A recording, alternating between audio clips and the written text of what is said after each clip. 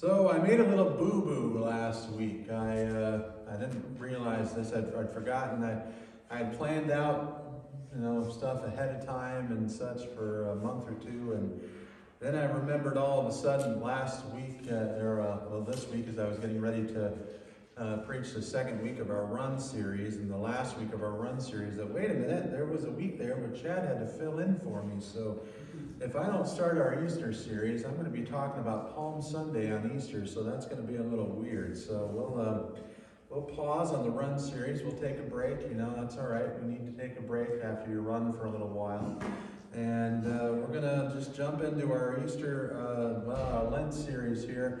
It's called 14 Final Days, which basically we're going to be talking about the last 2 weeks of Jesus' life and how he leveraged those days, and what we can learn, what those last 2 weeks can learn about living.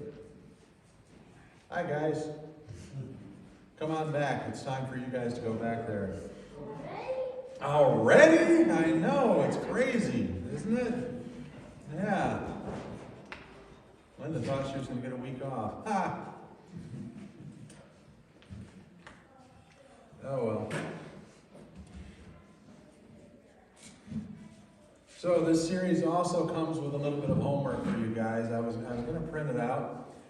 It's a daily devotional. It takes about 10 minutes or so each day, and a little bit of Bible reading.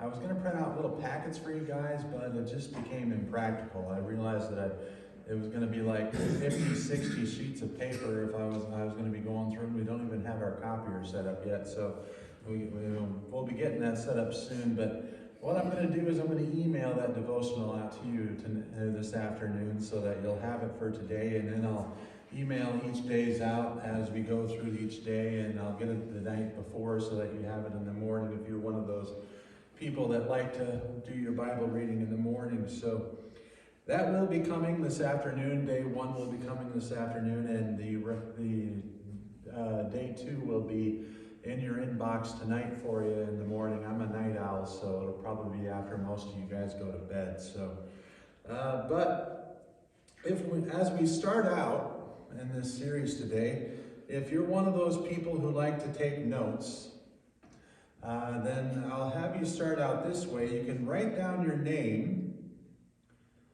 followed by the year of your birth, whatever that is. You don't have to say it out loud, I'm not going to make you admit how old you are, But, and then write a dash and write 20 followed by 2 question marks. If you're guessing, if you're wondering what I'm talking about, yes, we're talking about the things that we don't know, but we don't have control of. We didn't have any control over what our name was going to be. We weren't in a position to speak for ourselves. We couldn't say, hey, Mom, Dad, that's a stupid name. Name me something else, when we were born. Or we didn't have a choice of the date or the year that we were born in. It was a ready or not moment, for us and our parents. Here I come, or here we come. And we don't have any say over when the time is that we leave this earth. We don't know when that's going to be. We don't know the final year. We can make a reasonable estimate, based on our ages, that it's going to be 20-something. It's not likely that any of us are going to make it to 21. It's possible some of our kids back there with Linda will probably see that year, but most of us are probably going to be 20-something. I think Abby and Brandon and I are the youngest folks in the room right now, and I'm over 40, so I don't think I'm going to make it to 21. But honestly, we don't have any control over our name, our birth dates, and the day that we leave this earth. It's not something that we have control over. But consider this, though. Jesus lived his life with a ticking clock, a countdown, if you will. He knew exactly how much time he had and when it was going to end. He knew the date, He knew the when, the exact moment. He knew the how, the where, the when, and all of the things involved that point would entail. He lived with that information about his death that we don't have. And there's some difference between Bible scholars about exactly what Jesus knew when. I mean, some people believe that Jesus knew from the moment he was conceived everything about his life because of his nature as God. Some people believe that that information was shielded from him to allow him to have, develop emotionally and physically a little bit before having to bear that information. I don't know. I'm not an expert on that. I mean, I've studied it. I haven't reached a conclusion either way, but we do know that by the age of 12, Jesus knew who he was. And we also know that in Matthew chapter 16, this was a year before Jesus' death, he's starting to tell his disciples, his friends about it. In Matthew 16:21, he says, "From that time on, Jesus began to explain to his disciples that he must go to Jerusalem and suffer many things at the hands of the elders, the chief priests, and the teachers of the law, and he must be killed and on the third day be raised to life." This was a year before the event happened. And we know that he had this information and he shared it with his friends. And of course, his friends didn't understand what he was saying. I mean, he knew the who, he knew the where, he knew the when, he knew the why, he knew the how. All of that would happen. And my friends, if we knew that, if we knew everything about when our time on earth would be over, how would that change our lives? What would we do with that information? Many of you know that I'm a Star Trek fan. I've talked about it here before. And there was an episode in the original series, that was the James Kirk era, if you guys are familiar with Star Trek. There was an episode called The Menagerie, it was a two-parter actually, where we saw a character, a former captain of the Enterprise named Christopher Pike. And Christopher Pike had left the Enterprise and he had assumed another role, and he was on a training cruise with a bunch of cadets, and a terrible accident happened. And Captain Pike managed to save a number of cadets by averting disaster, but as a result, he was severely burned with radiation burns. He was disfigured, he was crippled, paralyzed, stuck in a wheelchair. He couldn't even talk, he couldn't move a muscle. And the only way that he could communicate was with a blinking light on his wheelchair. One blink was yes, two blinks was no. He couldn't even move the wheelchair himself. He had to be driven around by other people. And, that was just 2 episodes of Star Trek, the original series. And later on, they did a prequel, which means it comes before some of the things that you've seen before. And they show this Christopher Pike as a young, healthy man, and we see that at some point he's trying to stop a disaster. He's trying to stop an evil that's unrelated to what happens in the future, but he's given a glimpse of the future, what's going to happen to him in this training cruise and how he's going to become a cripple. And he says, you can avert this thing that you're trying to stop now, but if you do that, what you just saw is going to become unavoidable. It's going to happen. And he chose to put the needs of the many at the time first, before what was going to happen to him. And so he knew everything about what was going to happen to him, his injury, all the people that would die that day who were children at the time, who weren't even adults, and the people who we would save. And if you had that kind of information, if you knew your future, if you knew that at some point you were going to become severely injured, or you knew that you were going to pass away, especially in a tragic way like Jesus did, how would you react to that information? How would that change you?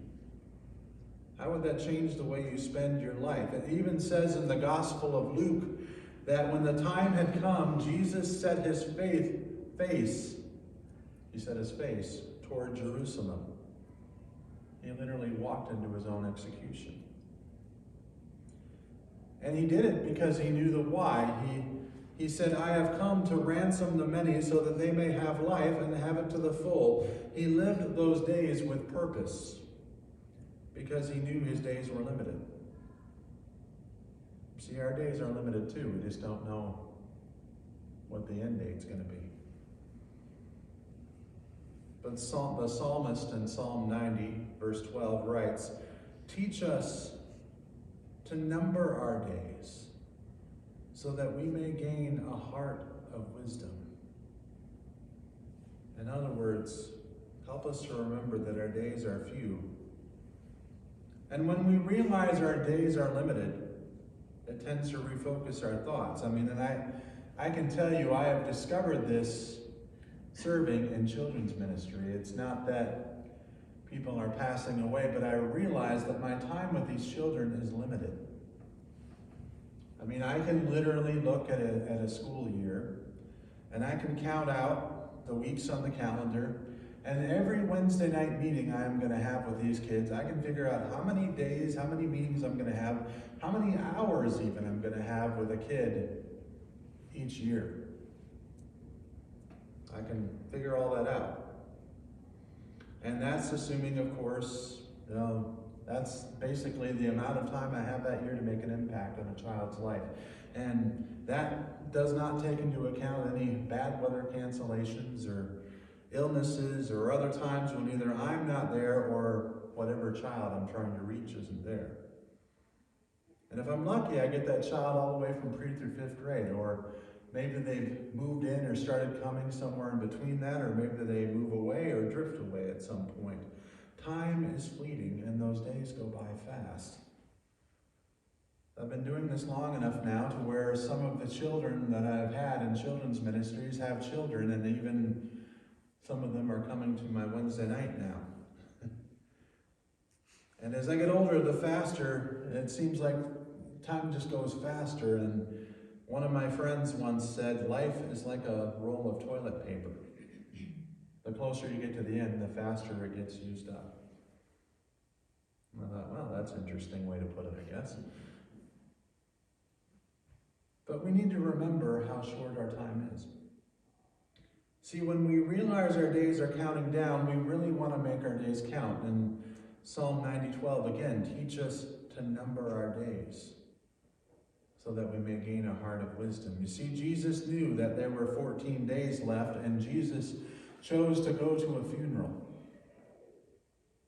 He raised Lazarus from the dead, and we've heard this story probably several times. It's a familiar story, but it shows us why Jesus, a little bit of why Jesus came to begin with.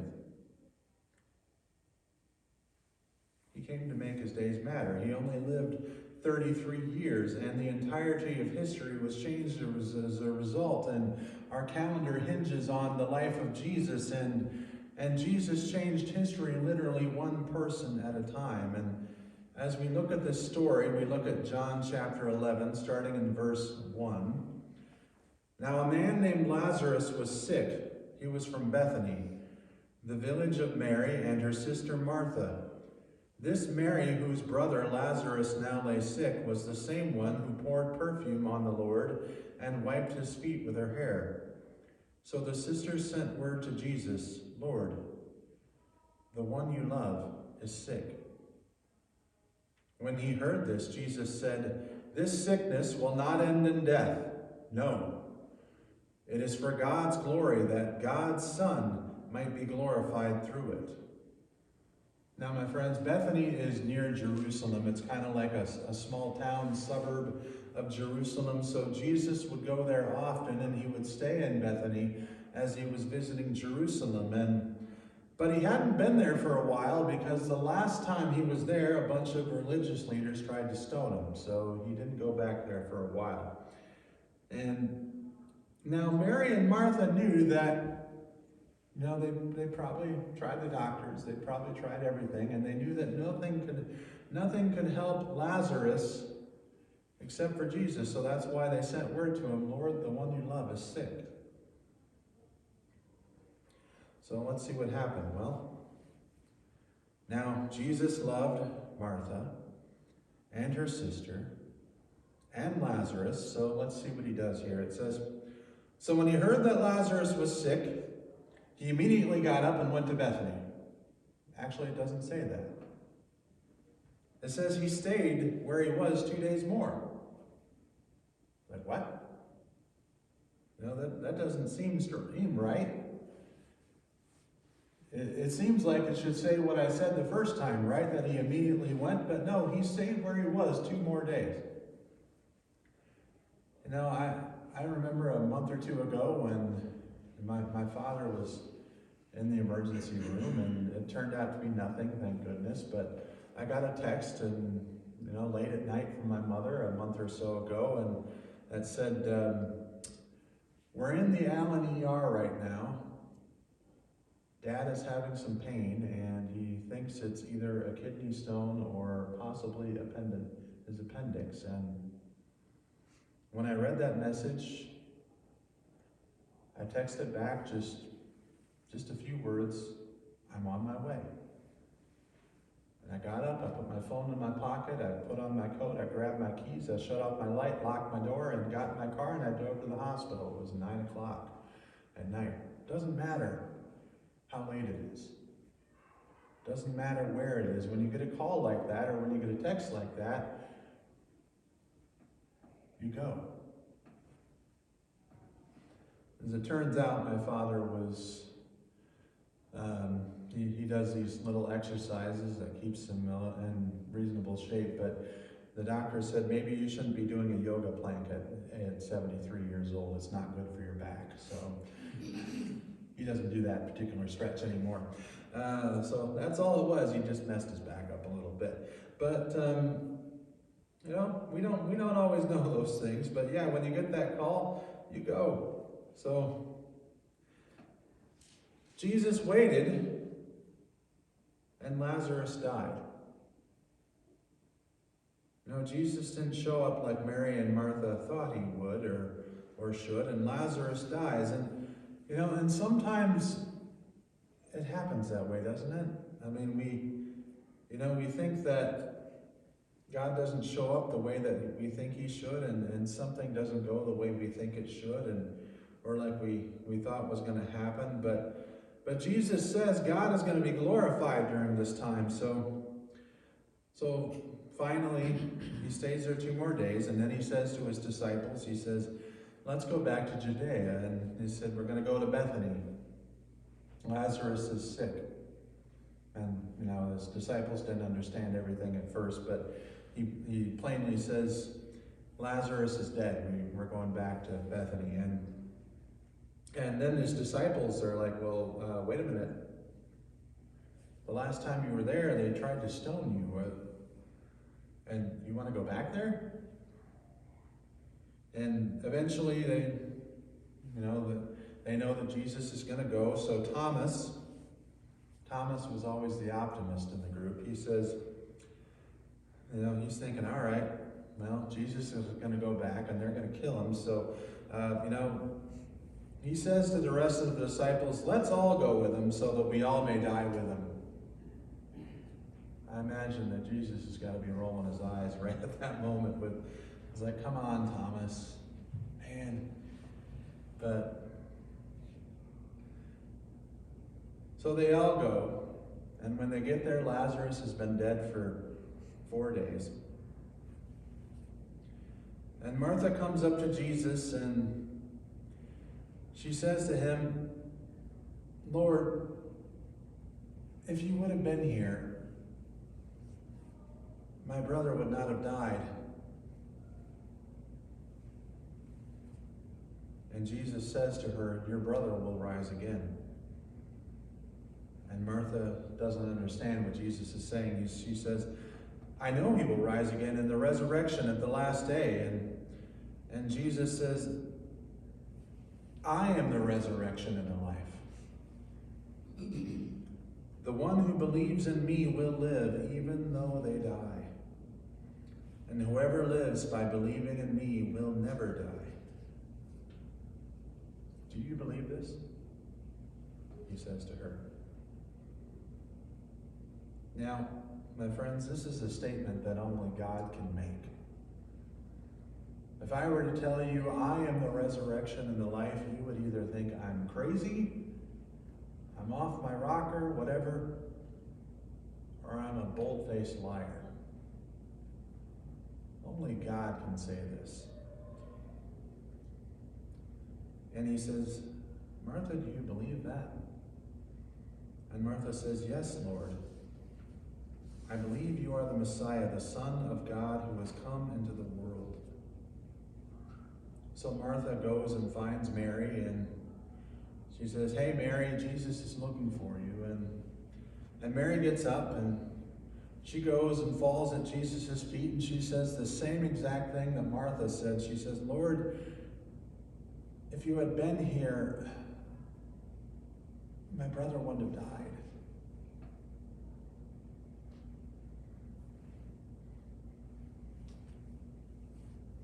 When Jesus saw her weeping, and the Jews that were with her, who would come along and were also weeping, he was deeply moved in spirit and troubled. He says, where have you laid him? Come and see, they replied. And Jesus wept. And then the Jews said, see how he loved him. So why did Jesus weep here? I mean, Jesus knew that he was going to raise Lazarus from the dead. Nobody else was understanding that at this point. Some people say it was the human side of Jesus grieving, but as I think about that, I've thought that myself. It doesn't really make sense. If he knows he's going to raise him from the dead, why would he be upset about him passing? He did love Lazarus. He loved Mary and Martha. Maybe, as I think about it more, maybe he knew what Mary and Martha had been thinking. It's something that all of us have probably thought at some point in our lives. Maybe at some point in tragedy or trouble. God, where are you? Why aren't you here right now? I need you. Mary and Martha both said to Jesus, if you had been here, my brother wouldn't have died. Maybe Jesus is knowing that my children felt like I had abandoned them and that I wasn't there. When I was a boy and old enough to be at home for periods of time by myself, I had gotten home from school, and my brother, I think, was out doing a paper route, I don't remember. And my parents weren't home, which wasn't normal because my parents both worked and they would come home a little later. But there was a note from my mom on the counter, and it said, Ben, we got to go do something. I forget what it was. We'll be home a little late.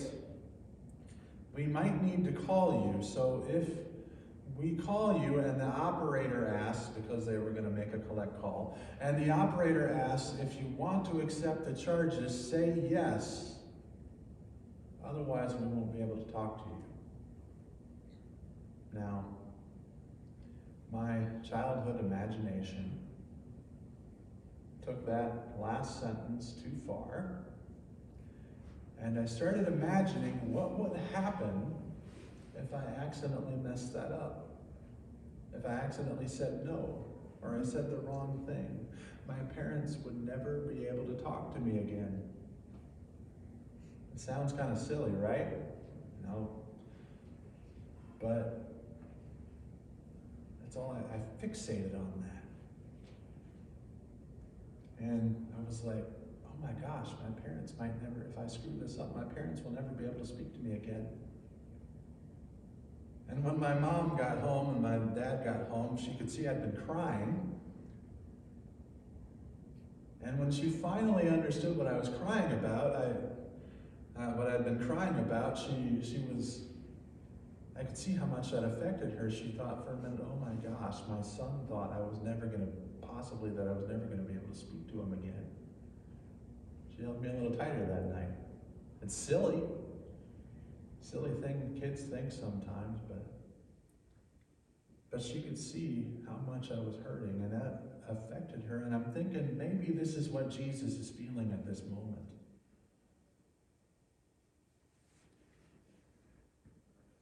Jesus weeps with Mary because he cares for Mary. He weeps for her feelings. It's the heart of God. You see, when we experience sorrow, Jesus weeps with us. Mary and Martha were disappointed. They had expected the great physician to show up like he had showed up so many other times. But instead they were going to get something they did not expect. Jesus, once more deeply moved, we're in verse 38 now, came to the tomb. It was a cave with a stone laid across the entrance, not much different from the one he would be in just a few days later. Take away the stone, he said. But Lord, said Martha, by this time there is a bad odor. He's been in there for 4 days. And Jesus said, did I not tell you that if you believe, you will see the glory of God? No, so they took away the stone. And Jesus looks up. And he says, Father, I thank you that you have heard me. I know that you always hear me, but I say this for the benefit of the people standing here, that they may believe that you sent me. And when he had said this, Jesus calls out in a loud voice, Lazarus, come out. And the dead men came out. His hands and feet were wrapped with strips of linen and a cloth around his face. So Jesus interrupts a funeral. Says, roll away the stone. And Mary and Martha, they're still not getting it. And all of a sudden, everything stops because they're all like, they stop weeping. They're like, what's he going to do? Because everybody's heard about some of the things he's done before. They're like, what's he going to do? What's going on here? Why are we opening up the tomb here? And Lazarus comes out. And everybody's got to be like, wow. Wow. It's like everybody's jaws like, ooh, you know? Or if you're in a movie with Bruce Willis in it, someone says, I see dead people. I don't know. And Jesus says to them, take off the grave clothes and let him go. Jesus says, hey, somebody help him. He's got this cloth wrapped around his face. He can't even see. He's not dead. He's alive. And news of this spreads like crazy. Lazarus has been dead for 4 days and suddenly he's walking around again. This tells us a little bit about what Jesus came to do. It helps us to remember that we can make our days count. See, when we realize our days are counting down, we really want to make our days count. And it doesn't have to be the end of our lives. We don't know when that's going to be anyway. But I'm going to give you 3 things here as we're going to be wrapping up here in just a little bit. Number 1, we need to live with purpose. See, and I have walked through times with people who have approaching the end of their lives, and they've become really intentional about how they use their time. But we all have a limited time. We just don't know how much it is. When we realize our time is limited, it makes us intentional about how we spend it. See, Carrie Shook once said that many of us suffer from the someday syndrome, not the Sunday syndrome, but the someday syndrome. She says, for many people, their favorite day of the week is someday. Someday I'll get intentional about my faith. Someday I'll be more intentional about my relationship with God. Someday I'll spend time with my family, or someday I'll treat my spouse better, or someday I'll help others, or someday I'll get this thing that shouldn't be in my life out of my life, or someday I'll pick up that instrument that I was going to learn to play. And we say things like, when things settle down, when I'm not so busy, I'll get to that. But things never really settle down, do they?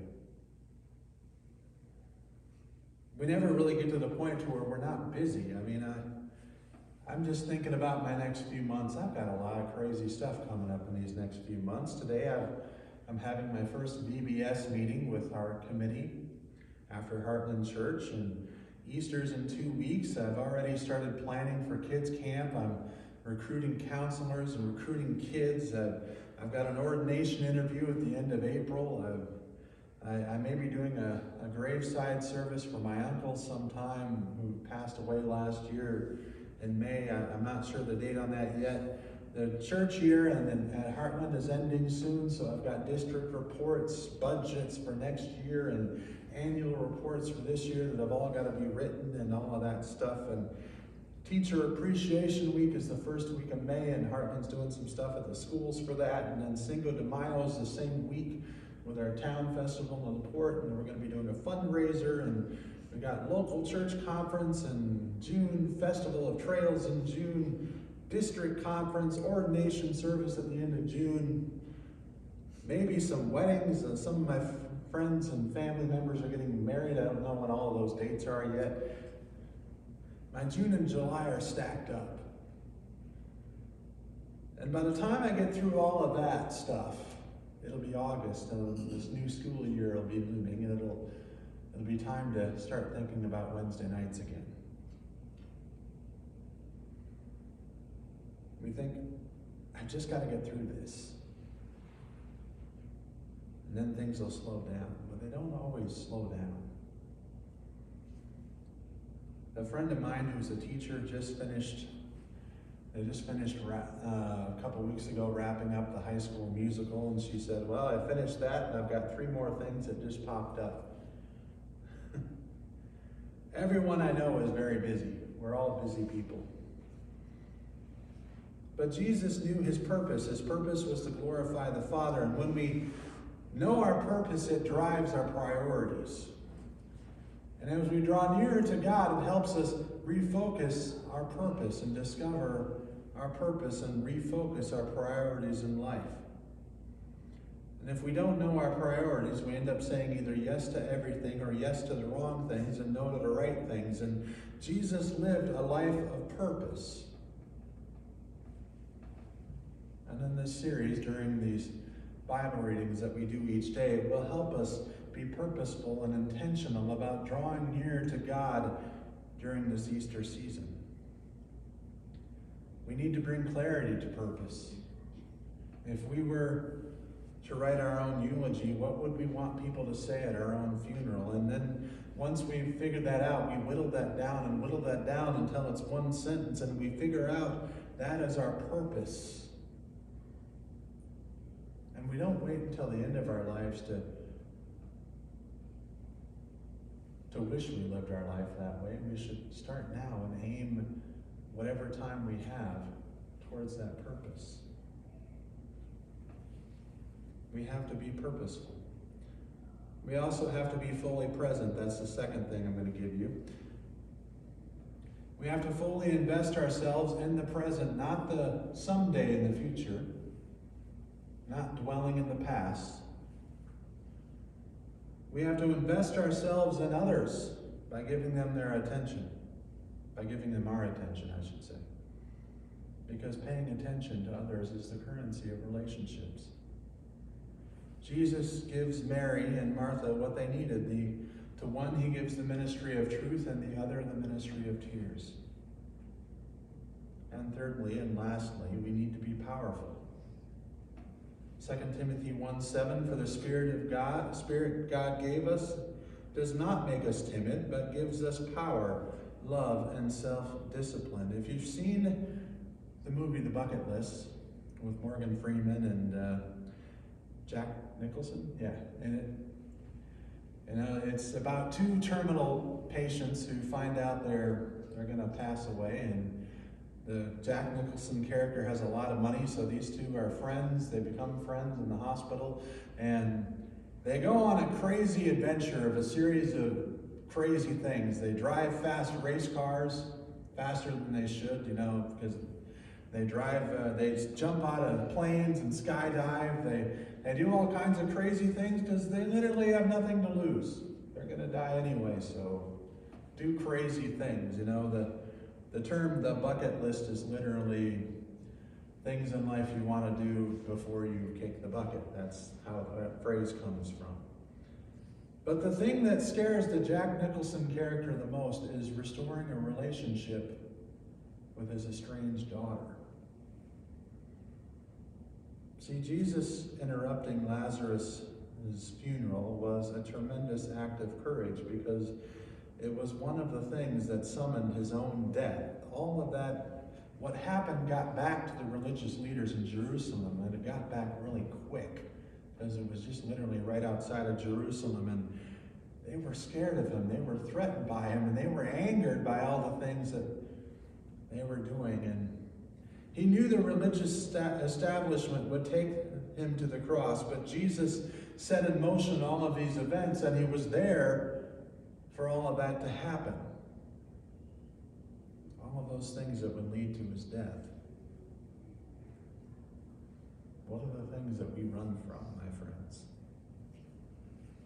See, the power inside us is not power that we generate, it's the power of God generated inside you. The same power that rose Jesus from the grave lives inside you. It's the Holy Spirit.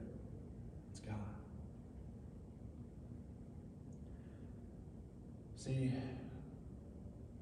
one example of great purpose was a man, he's still around actually, Dr. Michael Youssef. It might be a name that's familiar to some of you. I'm not terribly familiar with it. I know he's a pastor of a church, fairly well known, but he met a guy at a lunch one day, and this friend that he met had another friend who was passing away, and so he called Dr. Youssef and he said, "Dr. Youssef, would you come and talk to my friend? He's dying. Would you come tell him about Jesus? Would you come share the story of Jesus to the man?" And Dr. Youssef said, "Yeah, I'll be there tonight. I just have to make one quick call. I was scheduled to do an interview with Sean Hannity on his show tonight. I just have to call and cancel that." And the guy's like, "Well, wait a minute. Sean Hannity,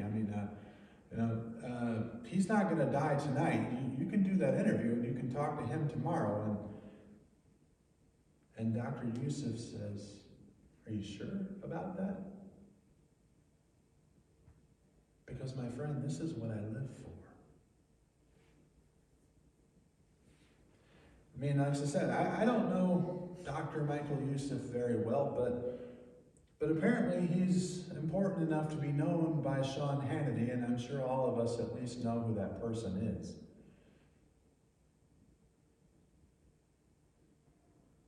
And Dr. Youssef did cancel his interview with Sean Hannity that evening, and he went to the hospital, and he sat next to this man's bed, and he told him about Jesus, and this man prayed and accepted Jesus on his deathbed, and Dr. Youssef told his friend that he met once at lunch, he said, "I believe your friend is in heaven now.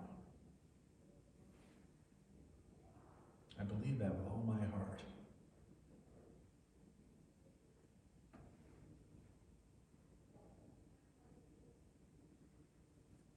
canceled that interview to talk with a man about Jesus because that's what he lives for. See, once you figure out your purpose in life, you know what to say yes to and you know what to say no to. You know where your priorities lie.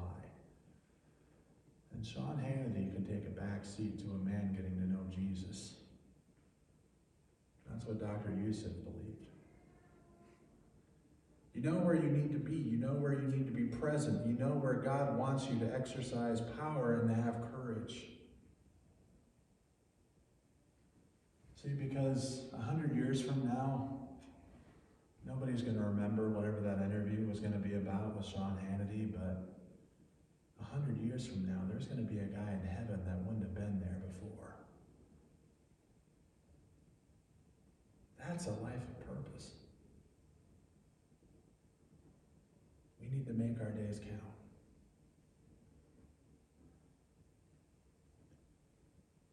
We need to live our days as if they were numbered. Let us pray.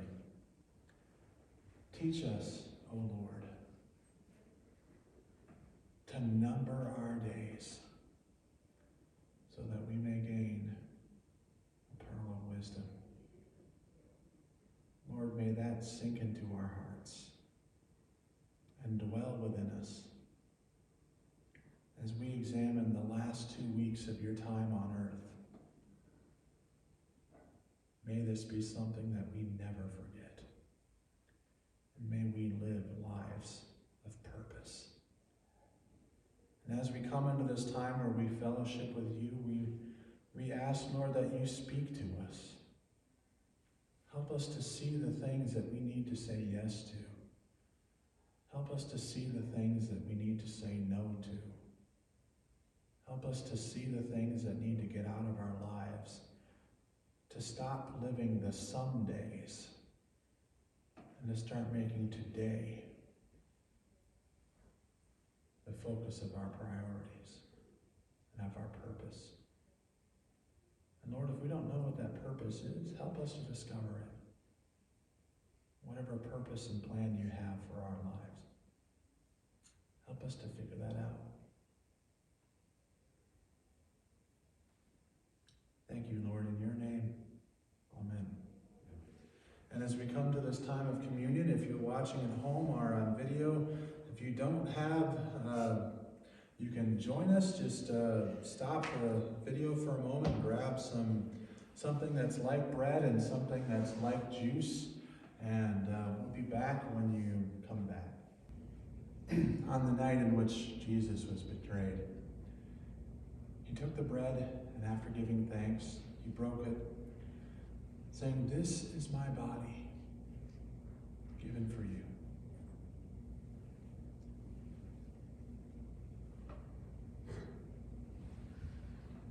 And in the same manner, he took the cup. He said, "This cup represents the new covenant, for the shedding of blood for the forgiveness of sins for you and for all people. Do this in remembrance of me."